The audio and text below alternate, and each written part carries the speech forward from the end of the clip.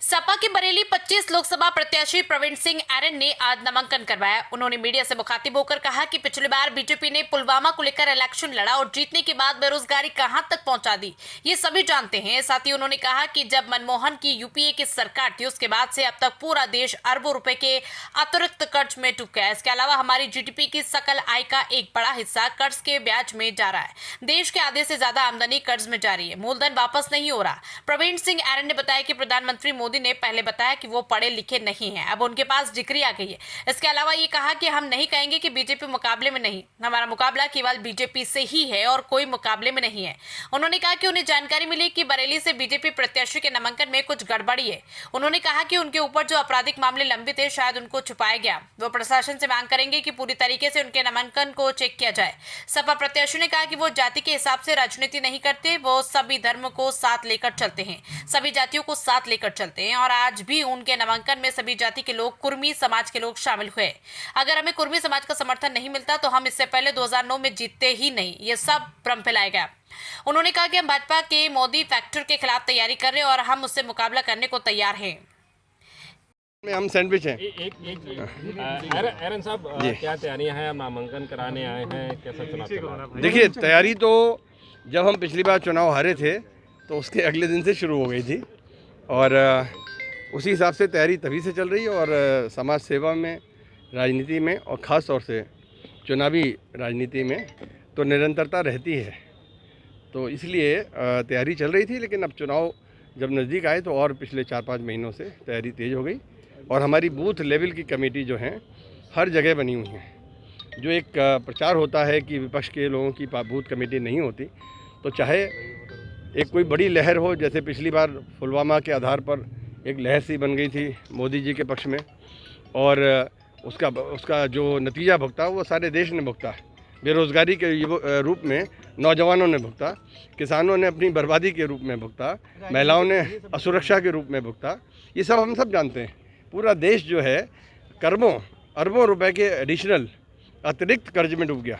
ये आप सब ने मीडिया में ही है, मीडिया में लिखा है, गवर्नमेंट के फिगर्स हैं, सरकारी फिगर हैं और अंतर्राष्ट्रीय स्तर पर फिगर है कि मोदी जी के राज में ये तमाम चीज़ों का जो इन्होंने जिस तरीके के बॉन्ड का इशू हुआ, इन सब की वजह से देश बहुत ज़बरदस्त कर्जे में डूब गया। हमारी जीडीपी का, सकल आय का एक बहुत ही बड़ा हिस्सा कर्ज के सिर्फ ब्याज में जा रहा है। आप सोचिए ज़रा, ये जो हमारे मनमोहन सिंह जी, उसके यूपीए की जो सरकार का बजट था, जो राष्ट्र की स्थिति थी, जो बजट की स्थिति थी, जो वित्तीय स्थिति थी, जो जीडीपी की स्थिति थी, आज किस लेवल पे ले आए कि देश की आधी से ज़्यादा आमदनी जो है कर्ज में जा रही है, मूलधन वापस नहीं हो रहा है। तो ये स्थिति इनके है, जानते ही नहीं। वो खुद ही कह चुके हैं एक इंटरव्यू में हमारे एक पत्रकार साथी के कि मैं पढ़ा लिखा नहीं हूँ, मेरी कोई, अब जब पढ़े लिखे नहीं थे तो बाद में एक डिग्री आ गई। अब ये सब चीज़ें माननीय न्यायालय के ऊपर हैं, तो हम कोई कमेंट तो नहीं करेंगे इसके ऊपर। लेकिन हमारा कहना ये है कि मुकाबला तो निश्चित रूप से, हम ये तो नहीं कहेंगे कि मुकाबले में नहीं है बीजेपी के अलावा और तो कोई चुनाव में है ही नहीं। 400 पार नारा दे रहे हैं। एक मुझे ये पता चला है कि उनके चुनाव का जो नामांकन है उसमें कुछ गड़बड़ है। भाजपा प्रत्याशी के नामांकन में कुछ जानकारी मिली है कि उनके उसमें कमी है, तो हम तो प्रशासन से कहेंगे उसको पुनर्चेक करें, क्योंकि उसमें कुछ आपराधिक जो मामले लंबित थे उसके विषय में जानकारी की अभी पता नहीं, शायद अभाव है, उसको भी हम दिखवाएंगे। और साथ ही साथ ये भी अनुरोध करेंगे कि हम इन सारी चीज़ों को चेक भी किया जाए और साथ साथ ये सुनिश्चित किया जाए कि कोई भी चुनाव आयोग का जो प्रक्रिया है, जो नियम है, उसका पालन 100% सुनिश्चित किया जाए। और ये ना हो कि विपक्ष के लोगों को प्रचार करने में, अब नॉमिनेशन में भी अगर दिक्कत होगी विपक्ष के लोगों को, तो वो सही नहीं है। जिस तरीके कुर्मी फैक्ट यहाँ पे चल रहा है, विरोध कर रहे हैं। देखिए, हम जाति के हिसाब से चलेंगे तो फिर तो हम इलेक्शन ही नहीं लड़ सकते। हम जातीय राजनीति नहीं करते, ना हम जाति करते हैं ना सांप्रदायिक करते हैं। जो करते हो उनको मुबारक। हमारा एक एक पहलू, हमारे समाज, हमारा व्यक्तिगत, हमारा राजनीतिक, हमारा सामाजिक, सारे सरोकार पूरी जनता जानती है। तो हमारे लिए इस कुर्मी समाज का बड़ा समर्थन है। ना सिर्फ कुर्मी समाज का, अगर कुर्मी समाज का समर्थन नहीं होता तो हम 2009 में ही नहीं जीतते।